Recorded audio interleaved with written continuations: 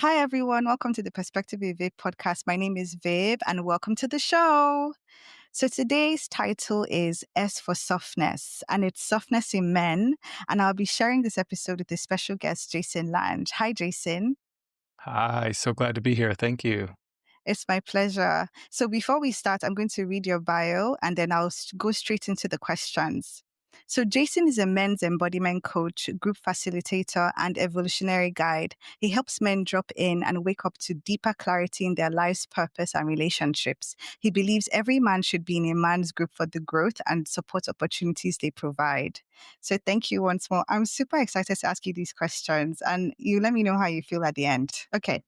What does the healthy masculine mean to you in today's world? Yeah, it's such a great question. And it's one that most men I work with are deeply wrestling with because a lot of what was modeled for us and what we're taught from a young age as men doesn't really work. And a big part of that is for many men, obviously, depending on your culture, it has some differences, but across a large part of the world, masculinity tends to be defined as invulnerability. So toughness, right? An ability to persevere beyond anything, to not show weakness, to pick ourselves up by our bootstraps. And the consequence of that tends to be men are often very disconnected from our bodies and particularly from our hearts. And that causes all kinds of downstream um, pains. And then there's kind of been a move, I would say, in the last 40 or 50 years, a shift uh, against that in a sense, where there's a number of men I've worked with that were often raised by those men, saw the consequences of what those kind of hard and vulnerable men um, do on the world to people, to women, to kids, to the environment, and decided, like, oh, hey, I don't want to be that. And kind of swung to the other side of what we would call the nice guy, just like really safe, sensitive, doesn't push, doesn't want to be aggressive. And a lot of those guys then find, well, they have no capacity to set boundaries. It's easy for people to take advantage of them.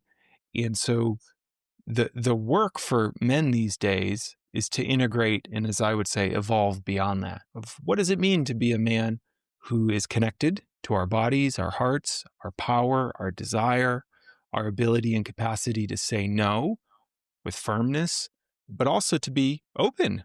And as you already alluded to, like soft and sensitive and attuned. And a lot of guys, they hear stuff like that and they're like, I don't, what's that going to do for me? That sounds weak. And, one of the major things I focus on with men is one of the cool things about our bodies, right? Is you've probably heard of the vagal nerve, right? It's that bundle of nerves that go right down our core that basically connects our brain to our body. And the wild thing about that they've discovered is if we imagine that as like a highway, only 20%, only 20% of that traffic is brain to body. 80%, 80% is body to brain. And why that's significant for us men is because when we're trying to do that old masculine thing of the tough, the hard, the ignoring our bodies, the ignoring our hearts, we're missing out. We're literally missing out on 80% of the information we could be using in any given moment to make wise, good decisions as leaders, as husbands, as fathers. And we're being called forward in this moment as men to be, hey, what's it like to be in our hearts and in our power, in our body? To me, that's the healthy version of the masculine. It's a nervous system that is calm, that's grounded, and that actually creates safety just in our presence of, hey, here with you, here and present. Wow, that's a beautiful answer. Thank you for that. Whew. Okay, so good way to start the podcast. Before I move to my second question, there's so many things you said that really was new to me. The 20%, 80% information about the body to brain and brain to body. And how that influences how men make decisions. There's something that you said that stood out to me was the fact that a lot of men aren't deeply rooted in their bodies. And that's what makes a difference in the way they show up in the world. So thank you for sharing that. And I'm sure men that hear this for the first time will feel the same way. So I'll move to my second question. You've said men's groups changed your life. What is it about the group dynamic that heals with what the lone wolf lifestyle wounds? Well, let me say that again. What is it about the group dynamic that heals what the lone wolf lifestyle wounds? Yeah, totally. So again, this a lot of, this term's kind of loaded in our various cultures, but we hear a lot about the patriarchy, right? And oftentimes we hear about it in terms of how it impacts women, how it impacts children, how it impacts the planet, but it's just as damaging to men. And what I mean by that is from a young age, oftentimes boys are parented different than girls. And across a lot of cultures, there is this pretty significant gap, right? I read one study that blew my mind where they polled both men and women. So they were polling both here. They were asking them both this question: what delineates and marks the transition from being a girl into a woman? And what marks and delineates the transition from being a boy into a man? And across, I'm not saying this is right or wrong, but across men and women, for girls, people tended to remark on physical attributes, right? She started her cycle, her body has changed, she's developed into her womanhood. The same was not true for boys. What they pointed to was cultural behavior, what it means he knows how to take care of himself, his family. He could be a fully grown man, so to speak, in his mature adult body, but still be considered a boy. And so the what this all points to is most men from a young age are kind of fed this idea that you need to be tough, you need to be invulnerable, and you should never show weakness, right? Just batten down the hatches and figure it out. And, I'm out here in the United States and we literally have these kind of heroic archetypes of like the rugged, lone individualist cowboy who doesn't need anyone and just kind of lives on his own. And we're fed this in a lot of hero myths and whatnot. But the truth is, it doesn't work, right? Even what we use to point to that, the lone wolf, in nature, the lone wolf is the one that was kicked out of the pack. And that wolf will actually die faster. It will not survive as long without its brethren, without the pack, so to speak. And that's part of what we're starting to see here with men is so many men are not taught to be in their bodies, not taught what to do with their emotions. And so anytime pain comes up, they try to get away from it, numb it, use sex, drugs, alcohol, relationships to get away from it, and then not talk to anyone about it. So many men end up holding so much tension and pain inside that eventually wears them out and causes them to often turn to substances or, it's a pretty crazy stat. It's something like 80% of suicides are men, right? And a big part of that is we're not taught to talk about this stuff. Lone wolf it, figure it out alone. And nobody is meant to do that, right? Human, whether you're man or woman, we are social creatures. We literally have wiring for socialization. It's one of the most potent ways we co-regulate each other. And men are encouraged not to do that. We're rewarded, right? And championed for, oh yeah, he's tough. He's a loner. He figured it all out. Yeah. And so men's groups are an antidote to that, where men get to start to reveal just what's happening inside. Hey, what is happening inside you? And we get feedback from other men who both care about us, will support us when we're struggling and down, and very importantly, will hold us accountable if there's something we need to change or bring forward in our lives, a behavior, a place we're stuck, whatever that is. And so many men don't have that and end up suffering. But a good group kind of blows that up. And I've seen this time and time again in my life and the men I work with, that once we have a foundation of, a pack, quite literally, we're able to do more of what we want to do in life, take more risks, get back up when we fall down, feel more connected as we move through life and stress. And it's absolutely transformative. In more and more men these days, unfortunately, are feeling the consequences of not having that. Wow. Yeah, I totally agree with you. Thank you for sharing that. So many layers, so many feelings when when you talk about that, which leads me to my next question. When I say softness in men, what comes up for you emotionally, physically, and energetically? Yeah. So for me, it would be the opposite of rigid, Mm, right? So a lot of men we carry a lot of rigidity. So it's almost I've had to work through this. A lot of guys I work with somatically, our bodies are often on guard and vigilant and tight. A lot of men deal with tightness. I've mm, noticed, and in the work I do a lot of shadow work and emotional work with men. I talk about this idea that emotions in our physicality are linked and very importantly linked to this idea of softness. So, if you imagine there's a young boy, I mean, it could be a young girl, but I'll use the example of a young boy, and maybe they've hurt themselves and they're really crying. They're crying hard. And this does happen in the world, right? This is the sad thing. And I, as a parent, come up to them and I'm like, stop crying. How does the child do that? They stop breathing and their body tightens up, literally tightens up to hold that emotional content in their system. And all emotions start as physical sensation. And anytime we're avoiding feeling an emotion, we actually have to tighten up in our body to hold it in place. And for men in particular, this will accumulate over years and frankly decades, where our bodies will start to get more and more rigid, more and more tight, and there's not a lot of energy, and we start to feel depressed and exhausted and stiff, right? And you could see it like, lighten up, man, right? We literally say this to people like, yeah, you seem stiff.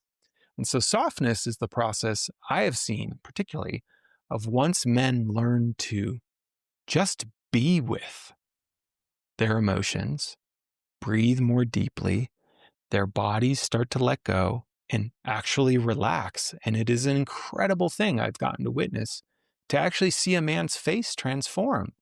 His eyes soften, blood comes back to his face, smiles come back, and there's like a lightness in his being of, oh, all that stuff I was having to hold, I don't have to hold it and carry it with me in every single moment anymore. So for me, it's this relaxing of the body. It's definitely open, which means it's vulnerable too, because I'm open to receiving and I'm open to giving, and there's risk in being open, right? That's just the honest truth. So yeah. there's a little bit of vulnerability, there's a little bit of softness, but there's so much more room for connection as well and flow. Wow, thank you so much. So when we talk about shadow work, how would you define it and why is it essential for men today? I know you've mentioned, them being able to be vulnerable, them being able to be more relaxed in their body, more rooted in their body. But outside of that, when we talk about the trauma men have gone through, the psychological impact of their upbringings, of having masculine figures that weren't necessarily role models, being told to Hmm. suck things up, being told that aggression is more masculine than softness, that, that label of when you're soft, you're feminine, you're more of a woman. What is that when we talk about shadow working men and narrowing that down and focusing on those aspects? Why is that essential? Yeah, because so many men that I work with, the importance of shadow work is we get to become aware of what is actually motivating our behavior and choices in life. So there's different things will bring men to me to do shadow work, but one of the biggest ones I've seen and heard from men is I don't know why I keep doing this thing over and over. I know it's not Mm. good for me. I don't feel good when I do it. And yet it's like inevitable. I just find myself having the same fight with my spouse. or turning to alcohol over and over. Whatever it is, there's something that keeps happening in their lives that they don't know why they keep doing it. Oftentimes, that's a deep portal into some kind of shadow work because it means there's something under our conscious thought and behavior that's driving that. Often it's a fear, an emotion, an old traumatic experience. And so, shadow work, really, in the work I do, it's the process of bringing the unconscious up to the Okay. conscious, right? So we can see it because the second we see it, suddenly we have choice. Oh, wow. That's why every time I'm around someone who gets loud, I withdraw, right? Mm-hmm. Or, like, there's so many different things. Mm-hmm. Or when someone cuts me off in traffic, I explode in rage. Um, so many different gateways to this stuff. But it's about becoming aware of, yeah, what oftentimes is our nervous system trying to protect us from or not feel based on old experiences it thinks might be happening right now, right? It's very related to trauma. And it's one of the reasons I love doing shadow work in groups because, right, when you actually just think about the idea of shadow, it's like the old Peter Pan, like, what shadow, right? You try to see your shadow and it's Yeah. always behind you. But when you're with someone else, they're like, "Hey, do you see that?" And you're like, "What are you talking about?" And they're like, "Oh, So true. no, here's this huge shadow right here." And it's not about shaming the person for it, but it's about bringing that into awareness of, wow, do you realize every single time you talk about your job, your energy, your voice gets flat, your face gets flat, you look down, and oftentimes we're not aware of what our body is already telling us, but other people can Yeah. see it and suddenly we can start to work with it. And kind of like I was talking about with the rigidity in the pathway to softness, one of the massive um, benefits to shadow work I see for men is a lot of guys I work with, particularly once you hit kind of middle age, one of the big things they struggle with is energy management. I feel so So true. tired, burdened. There's so much to do. I'm failing at this. I don't have time for my wife. I don't have time for my kids. I don't have time for my job. A lot of that can be traced to shadow content, right? Because it takes energy to hold all this stuff inside. And as we start to go in and liberate it, literally transmute it, that energy gets freed up. And men, it's pretty amazing. I mean, men and women, but come back alive. It's like there's more life force in their system again. And it starts to change men for the better in terms of they have more capacity to be present for the things they want to be present for in their lives. So shadow work is extremely crucial and can be an absolute game changer because the other thing I'll share is sometimes the shadow work we end up doing, right? It isn't even just ours, but it goes back in our lineage. Our father's father's father, our mother's mother's mother. This stuff gets passed down. Yep. What's okay to talk about, what's okay to feel, how you have to be. And it goes down the line. And it's deeply empowering for most people when they realize, wow, just because I was handed this doesn't mean I have to carry it forward. And shadow work is a great way out of that. So true, so powerful. And you know what they say, when you heal yourself, you're healing 7 generations forward and backward. And that's why it's so profound and so meaningful. Another thing you said that I really liked was energy management. I found that when it comes to men, they do disperse their energy so freely. They may not understand how much they're giving in different places that a simple boundary could stop. It could mean the people that are taking from you, maybe you're sponsoring someone financially or emotionally, you're always there to be the one to listen to people's problems, but they're not there for you. I don't think they're aware of that. I don't think they're aware of how much they give their energy because they think that's the masculine thing to do, to give. But Yeah. I feel as though the average man doesn't think that if I could manage what I'm giving, if I could put boundaries in certain places, because they do think that putting boundaries is being a bad person. So that's another element of shadow work. But I think what I've realized is that, and I've seen is that they don't want to put up the boundaries where they later realize that, oh my gosh, by setting this boundary, I've been able to have more energy to breathe, to release, to live. So I think, yes, and energy management is very important because it does fall under self control, don't you think? Yes, absolutely. Perfect. Okay. Because my next question says, what parts of the masculine often get hidden in the shadow? Yeah, well, I would say for a lot of men, softness, Mm, vulnerability, grief, fear are some big ones. Longing, like just longing. For some men, exhaustion, just like I am so beat. Like there's just that, no, got to put up the facade, keep going, keep going. More and more, a lot of work I'm doing with men, and this may rattle some men, but the desire to feel masculine love, literally mm, to just feel the love of brothers, fathers, uncles that so many men are deeply malnourished on, of just another man looking you in the eye and saying, "Hey, man, I know it hasn't always been easy, but good work. I see how hard you're trying." That is such medicine for men when they feel someone recognizing them, but a lot of men are terrified to name it or ask for it in particular. So there's actually quite a bit, for not all men, but a good chunk of men emotionally, really kind of the only thing most men are allowed to express as manly is anger. It's like, oh, well, anger, yeah, he's a man, agree. he's tough. Everything else is considered weak or feminine, and that has So a true. severe impact, severely damaging impact on men.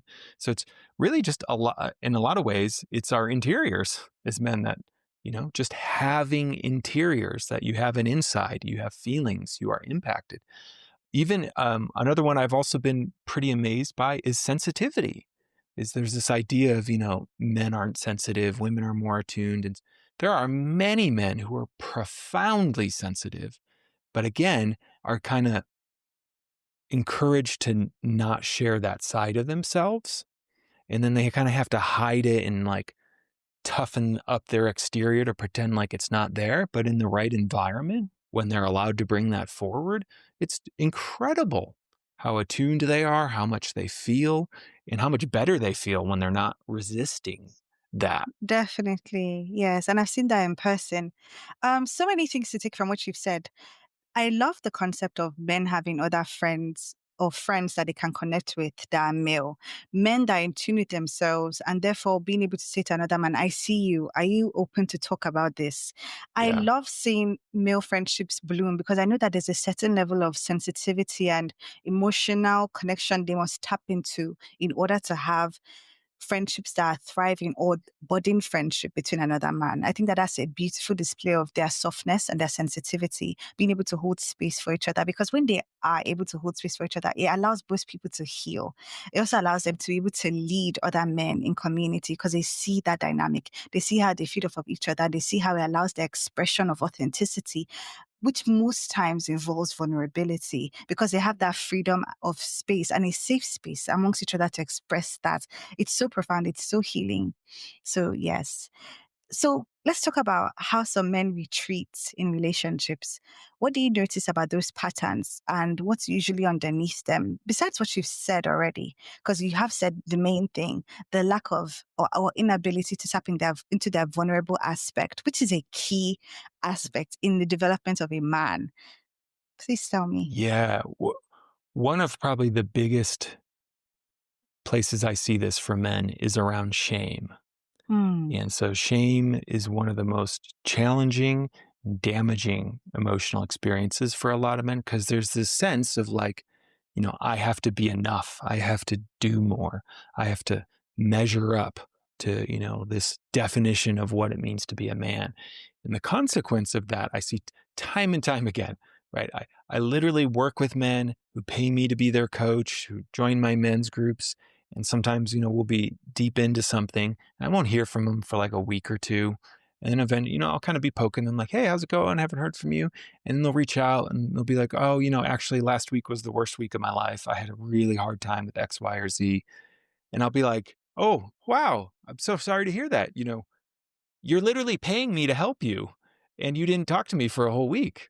And what it is this often this shame and pain response for men that when they're hurting, they withdraw. which is the very moment we most need to come forward and say, hey, I'm in pain. I feel stuck. I feel scared. I feel like I messed something up. And that's actually the healing moment that is most profound for so many men. When the thing they feel the most shame around, they're able to bring into connection and it's met with love, right? Doesn't mean it's the Okay. best moment of their lives, but it's just like, oh Yeah. yeah, it's okay, man. I'm still here with you. Like Mm-hmm. we can figure this out. You'll get through it. And suddenly it's like they can breathe and this whole burden is lifted. So I see that time and time again that again, kind of this lone wolf mentality, men have this story that it's more manly to suffer alone. And what that does is it actually just perpetuates the suffering for longer. So I often tell guys, like, it's just not as efficient. Like, just connect, right? Connect. And you're going to be able to process whatever is going on with you in a more efficient manner and move forward. The other thing, kind of related to relationships, I see, I mostly work with heterosexual men, but I work with guys all around. Um, so I'll just name that's a lot of the patterns I see just because that's who I work with. But for a lot of guys, because they don't have male connection, like a solid male connection, doesn't mean they don't have buddies that they watch sports with or go out to the bars with, but there's not that talking about what's happening inside, right? Yeah. Many, many men, as I say, default to relating via triangulation. So me and you have our attention on some third thing, a sports game, an activity, fishing, building something, Mm. literally a TV. And we build our connection by both looking at that thing. Okay. So, one of the big shifts in men's groups is hey, what happens when we turn our attention on each other? What's happening inside you right now? What are you wanting in your life? What's hard? Mm. What's not hard? A lot of men don't have that though. And so they have all this stuff they're holding inside, including emotions. And they've been taught never share an emotion with another man because he's going to call you, all the words we can think of, label you, name you, attack you, whatever. So And true. so a lot of men will bottle that up. And the only person they feel comfortable sharing some of their vulnerability or emotional content with is their spouse, their intimate partner, which there's a great gift to that. There's a time and place for. But if it's the only person you can bring that vulnerability for, it can put a lot of pressure on that relationship because now suddenly your spouse has to be your therapist, your best friend, your lover, sometimes kind of even your Your mother. parent. You're exactly, and that can create a lot of dysfunction when men learn to connect and get feedback and support from a group, it actually frees that up. So, oh, I don't have to bring all of my burden to my partner. And it's created a really intense catch 22 for a lot of guys who will be in relationship and whose spouses say, I want to feel you more. I want you to be more vulnerable, right? I want to know what's going on inside. And then they finally bring it forward, and it's often a lot. It's like, Mm. I'm scared. I'm terrified about my job. Sometimes maybe I even have suicidal thoughts. Like some intense stuff will come out. And if you're not ready for that as a partner, it can be like, whoa, now I'm scared. Do you need me to take care of you?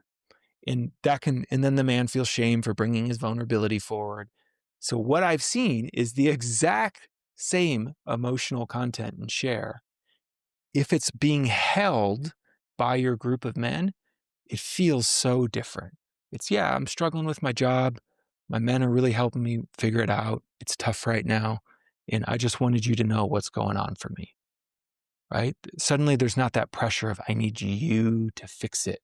It's, I'm being held in community. Literally, men have my back, which means we can both breathe and soften. And there's not so much pressure put on that relationship.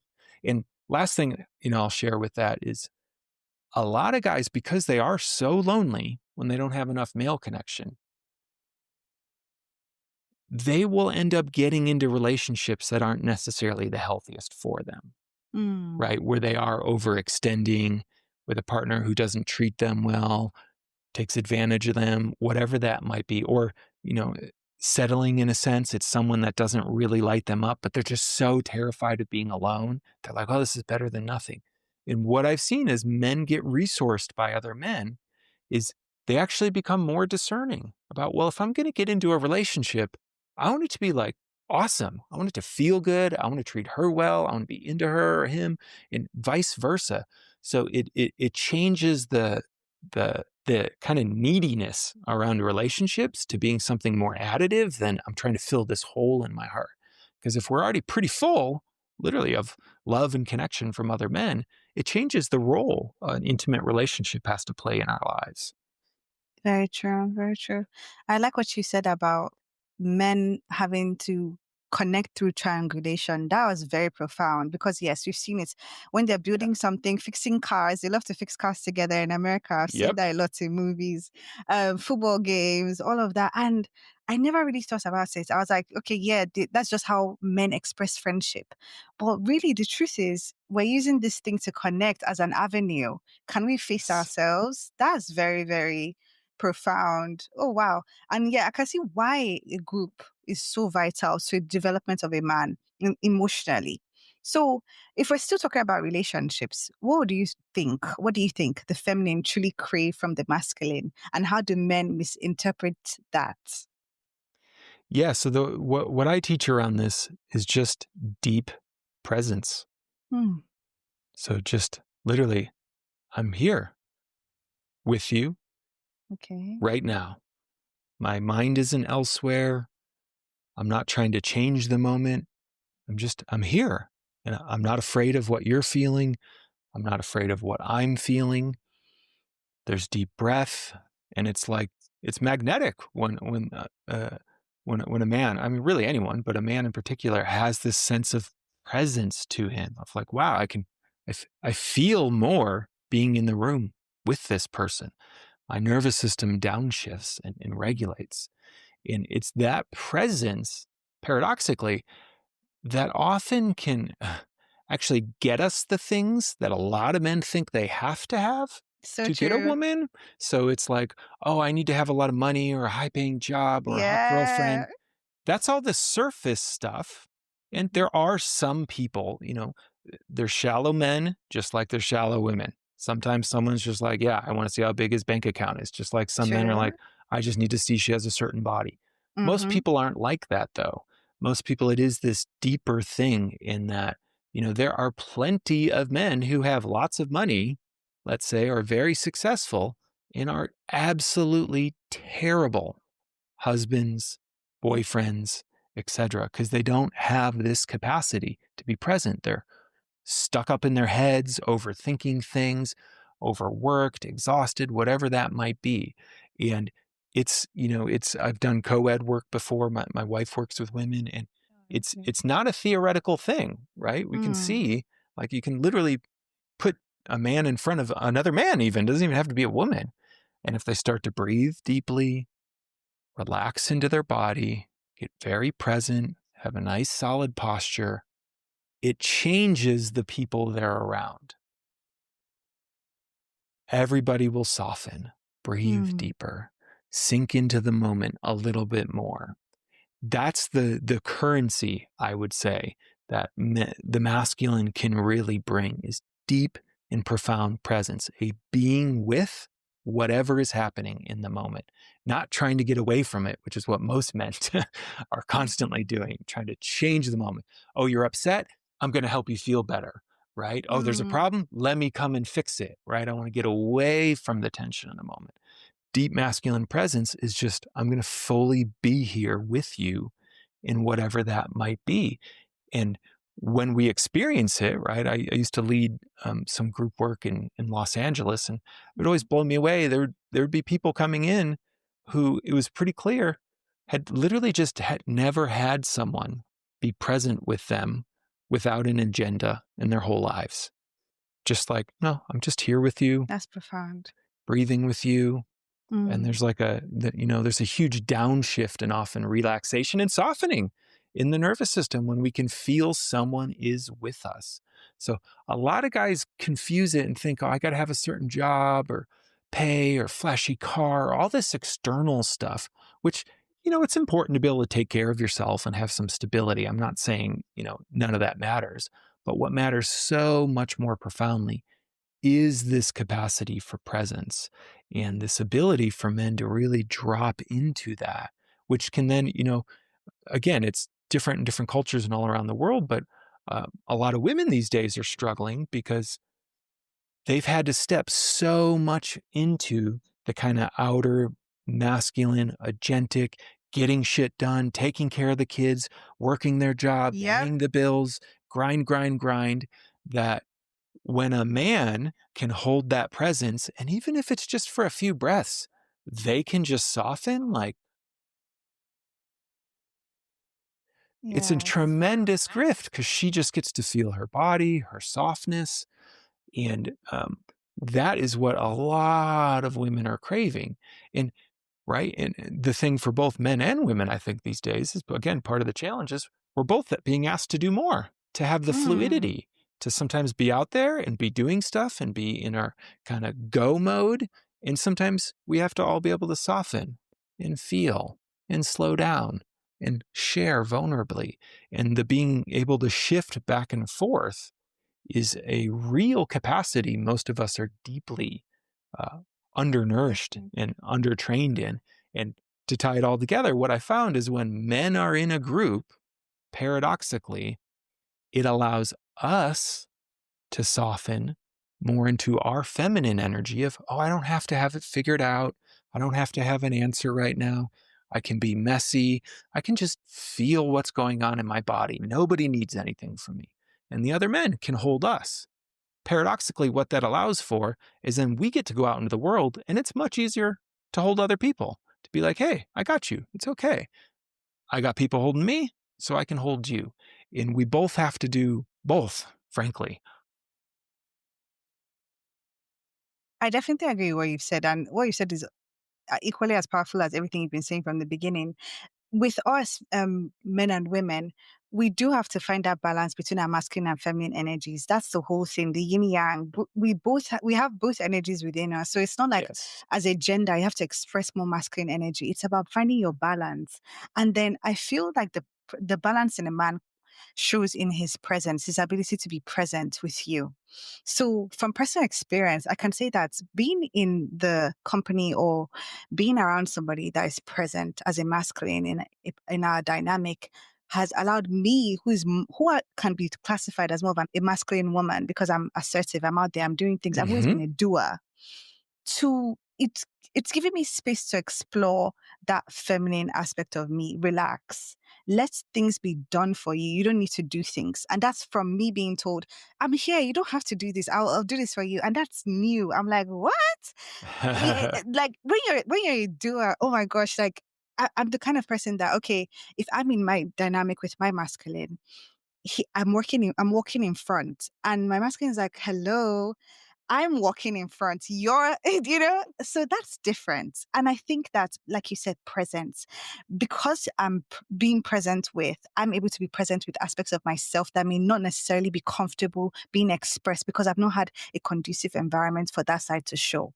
So as a result of being in a dynamic where there's presence, both of us can balance both aspects of our energies. Yes. My masculine can also feel like they can express their emotions. They can express how they're feeling. Not necessarily something that they would express outside because I've been told I wouldn't necessarily share this. You're supposed to keep it inside, but I share it. And that's Hmm. profound because yes, in society, my masculine may not be able to feel like they can say, I'm struggling with this. But here, there's a balance of presence where, okay, this is what I'm going through, and we are both able to be present with each other. So that's very profound. Because my next question is, what do you think the masculine truly craves from the feminine? And how do women misinterpret that? Yeah. Well, a lot of times it is, in my experience, softness and energy. Hmm. So, you know, it's a bit of a generalization and stereotype, but a lot of men walk around essentially with their heads spinning on, I'm winning or losing. I got to figure this out. Where am I not enough? Like grinding the gears just constantly. How am I going to make more money? How am I going to do this? Oh my God, I'm winning here. I'm losing here. And frankly, what that points to is a lot of men walk around way up in their heads. So trying to achieve some far off goal so that eventually they can relax and enjoy their life.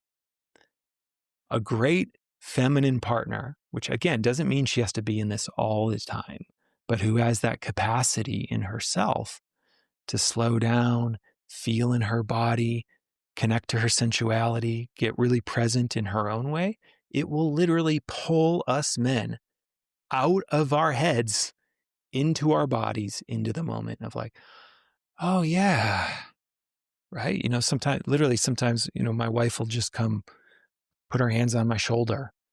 And it's just like, oh yeah, wait, I'm here. Well, I totally forgot about this body, right? It's like, thank you for reminding me of how That's beautiful. life can be enjoyable. It doesn't just Yeah. have to be a grind, right? It's okay to just smile and feel good. And so many men, just that loving, beautiful energy of expression in a lot of ways, and delight and full emotional expression too. It doesn't even always have to be positive, but there's just like a depth of feeling in the moment that I think a lot of men deeply crave.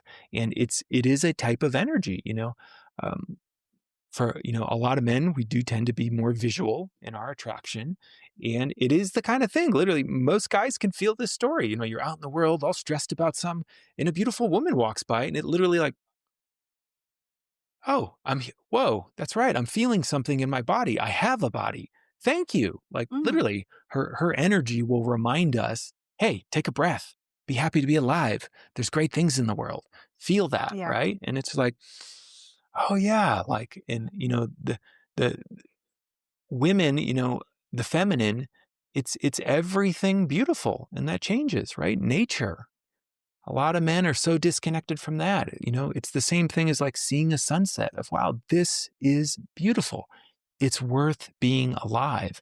A profound and, good partner can just slow us down as men and help us feel and enjoy and quite literally nourish us with life force and energy, right? That's the great thing that, again, so many men are craving. Like, I'm Mm. too tired. I don't have enough energy. There's too much to do. Just being with a woman will often energize a man, right? Her energy, the way she smiles, the way she lights up when we do something kind for her, that feeds the nervous system of so many men. So, Mm. it's interesting because on both sides, it's really presence, but for the masculine, we often say it's like our awareness, it's our consciousness, it's I'm here with you. For the feminine, it's often, yeah, the energy, what's moving through us right now. Can you feel it? And men are often so desperate and malnourished for that, that literally just a woman's touch, the way she makes a space beautiful, right? Again, both men and women, we all have this inside of us. But when we learn to start gifting these energies to each other, it can become quite generative. Thank you. That's such a beautiful answer to the question. Oh my goodness. You're a very good speaker, Jason. So many things you've said have been like, I've been like, Oh, thank wow, you. this it's nice to have this perspective about men's journeys, especially with their sensitivity from another man. And I also like the fact that you take into consideration other cultures as well, because there are differences in the way men can express Yeah. themselves, also with their upbringing as well. So I like that you've also mentioned that. Thank you. So my next question, how do you describe male intuition? Is this a collective muscle or deeply personal? And to back it up, what does your own intuition feel like? Yeah, mine tends to be uh, kind of a deep body based knowing. It's the only way Hmm, I can just like, oh yeah, I like that. there's just, it's not really a thought. That's kind of what's hard to describe. It's more like, oh, that's what's there. it's a, it often doesn't even feel like it's coming from me, right? It's just coming through me in a sense. And I think this is one of the great um, losses in the world right now, that because men, like I said, are often from a young age encouraged and frankly taught and even rewarded for being disconnected from our bodies and our hearts, we're often quite disconnected from our intuitions, Oh, yeah. right? And instead, we just go, so many men I know struggle with rumination, overthinking thing. If I just think about it hard enough, if I map all this out, make the right choice, and I'll never have to, make a mistake or something. And it's frankly exhausting for so many men. And why I focus a lot on embodiment, so just the process of getting connected and into our bodies, is that's often where the answers lie. Like we were talking about with the 80/20 of the highway. Mhm. There's so much information there.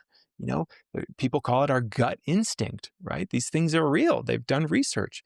Oftentimes before significant moments, good moments, or, there's quite a bit of painful research to read about before traumatic moments, people will have a very visceral and intense sense of don't open that door or turn around, and will then ignore it, and often, something bad will be lurking there. That's the cutoff from the intuition that, particularly for men, we're kind of taught not to do.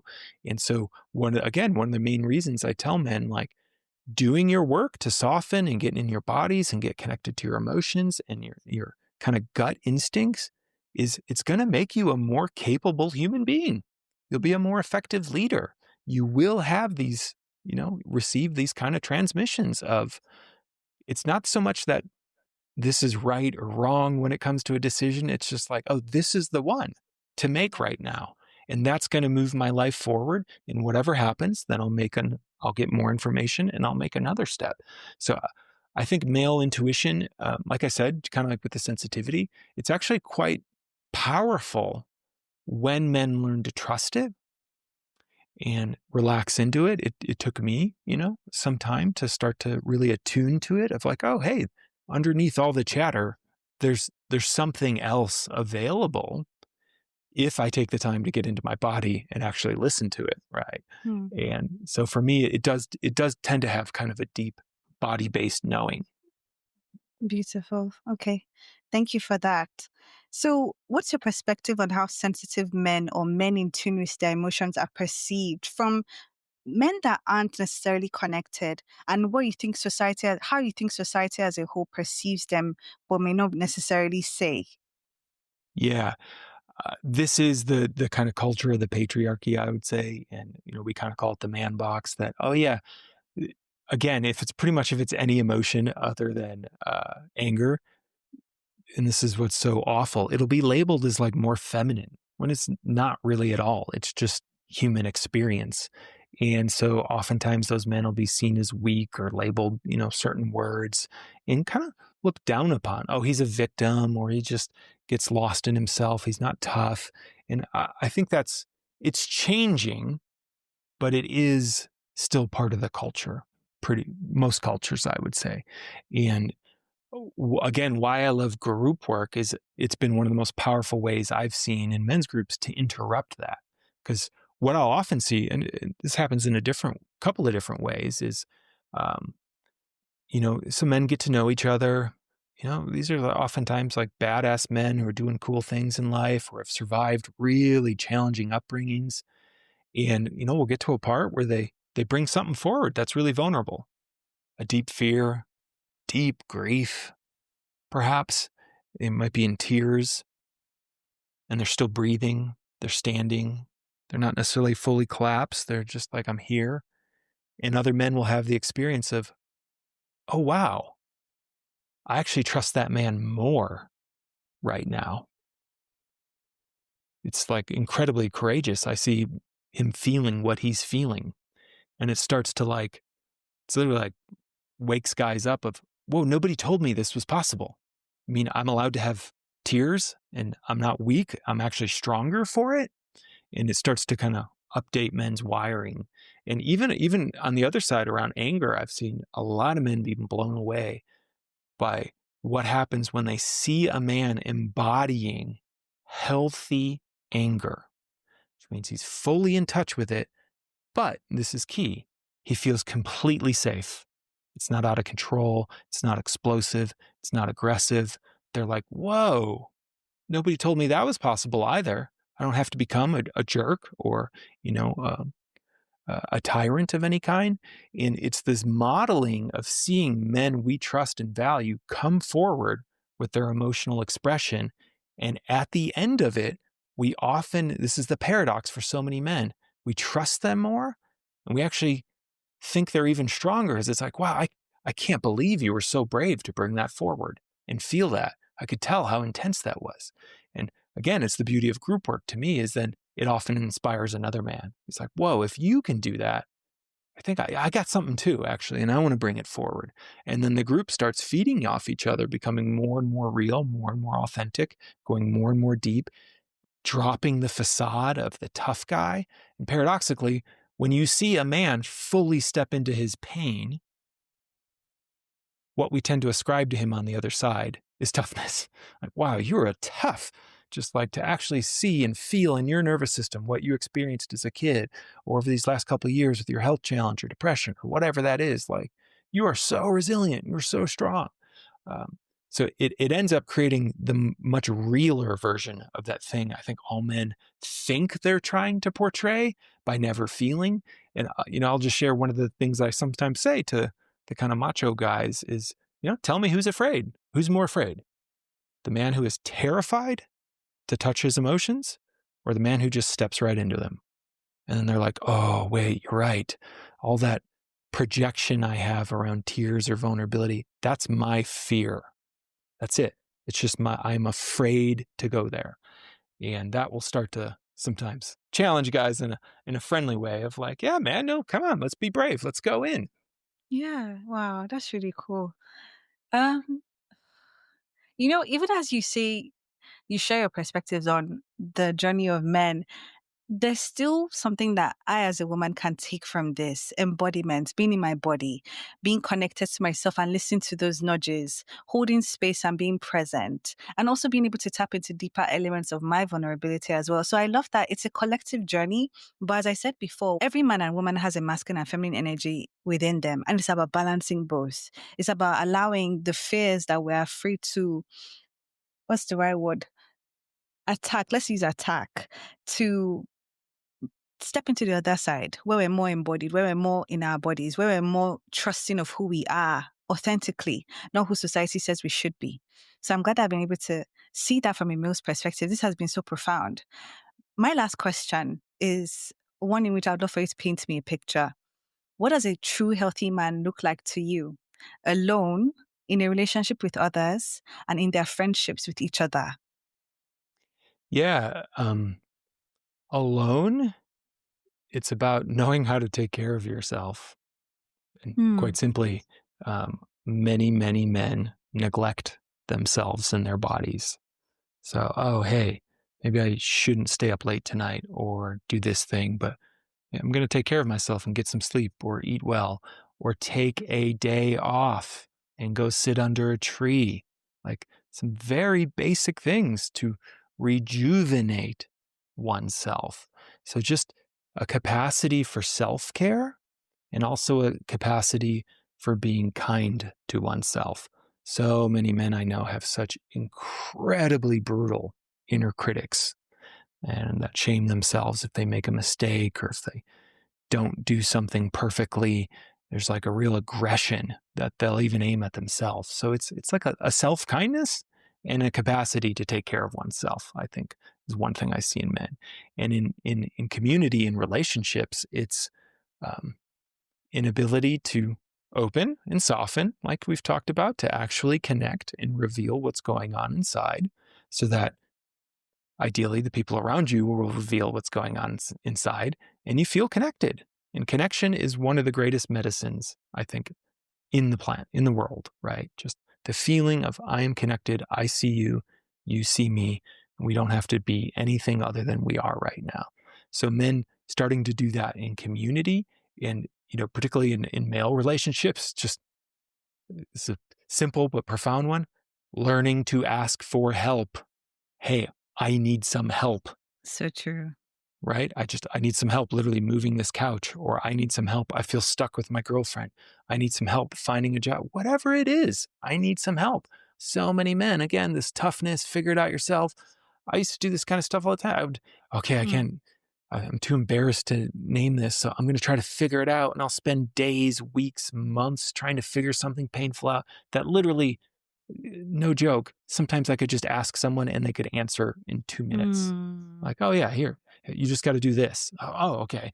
So Wow. asking for help, men, just being willing to ask for help will make you more effective in life. It's- Again, it's so true, and so profound. And a willingness, both in friendships and I would say intimate relationships to just to receive love. So many men I know will have partners literally trying and friends trying to love them, giving them Mm. compliments, saying nice things, offering them things, and they won't let it in. They just, no, oh, actually, I wanted to do that better. Like they can't even take a compliment. And what I've seen in healthy men is learning to take a compliment. Just, oh, thank you. Yeah, I've been working really hard on that. Or appreciate you noticing. And what that paradoxically does is it allows that person to feel like their love was received. So it's actually a Yeah. Yeah. gift to the Yeah. other person to receive Mm-hmm. a compliment or an offer of help. And in intimate partnership, again, it's a capacity for presence, it's a capacity to ask for help, it's a capacity to not always be in the masculine, but sometimes Mm-hmm. relax and be taken care of too, and have that flexibility and flow, and to be supported. A big part of kind of my mission is I think healthy men get into healthy relationships, and Mm-hmm. healthy relationships create healthy families or participate in healthy communities. And so, it all starts to feed into each other. And there's never been like a better time for men to be connected to our bodies, connected to our power. Like I said, it doesn't mean you have to become a pushover or not get anything done. You still get to have desire and wants and drives, things you want to bring forward in life. But the truth is, it's easier when you're connected and in your body and you have access to your emotions, because instead of having to override them, you can work with them. And then that energy gets freed up, right? So you can be deeper in relationship, be deeper in your work, whatever that is, or just enjoy life. Um, so I kind of map it, I guess I could say, down into, yeah, grounded in our bodies, open in our hearts, and aware of what's most important. So that's another one of the great masculine gifts we can bring, is that kind of context of, hey, we could be talking about anything right now. Yeah. What would be the most deep, meaningful thing we could put our attention on in this moment? And Mm. that will often completely change a relationship, conversation with a parent, kid, spouse, whatever that might be. And when men have all three of those firing, yeah, it's this kind of magnetic presence that Yeah. um, is of deep service to the world. And, as I have experienced quite literally, it was part of what got me on this path. A deeply present man, when he enters the room, it tends to relax and make everybody feel safer. There's just like Yes. oh yeah, okay, this guy's here. I feel him here. Now I feel more here. Yeah. And that is something I think the world needs quite a bit more of, honestly. And that shows up, personally, in relationships with spouses. Yeah. And again, it doesn't mean we have to do that all the time. Sometimes we have to be able to flex and flow. And that's that new currency that we're talking about. Yeah. And the last thing that just strikes me here, I'll name, is the beauty of the us cultivating both. So us men learning to shepherd and take care of our feminine, women learning to take care of their masculine and bring it forward, bring their full gifts forward into the world, is it Yeah. actually, for me, has made me a lot more compassionate for the other side too. Like when Yeah. I've had to be taken care of or surrendered or kind of letting someone else take over, like, hey, here's the keys, you're driving. To learn the vulnerability of what it means to give your trust to someone else has actually Yeah. made me a much more effective leader when I'm the one holding the keys, so to speak, because I know, oh, it's not easy to surrender. Surrender is just as fucking powerful, pardon my language, as leading, It's right? fine. And we get to experience both. And as you Yeah. experience both, it's like, oh yeah, one's not better than the other. Mm-hmm. They're both so needed, and we can gift them to those around us, depending on Yeah. what would be most nourishing to them in the moment. Sometimes what's most nourishing to my wife is, yeah, hey, I made the plan. We're doing this. Sometimes what's most nourishing to my wife is, hey, let's do exactly what you want today. I'm Hmm. along for the ride, right? Both Yeah. have Love a that. tremendous impact. Yes, and it makes your dynamic more whole because both Yes. sides are being fed. It's about balance. I really like that. And honestly, Jason, this has been such a beautiful conversation. Thank you so much for sharing everything that you know. I'm so sure that the men listening to this episode will be so transformed. So thank you so much. And we hope to have you again. Bye.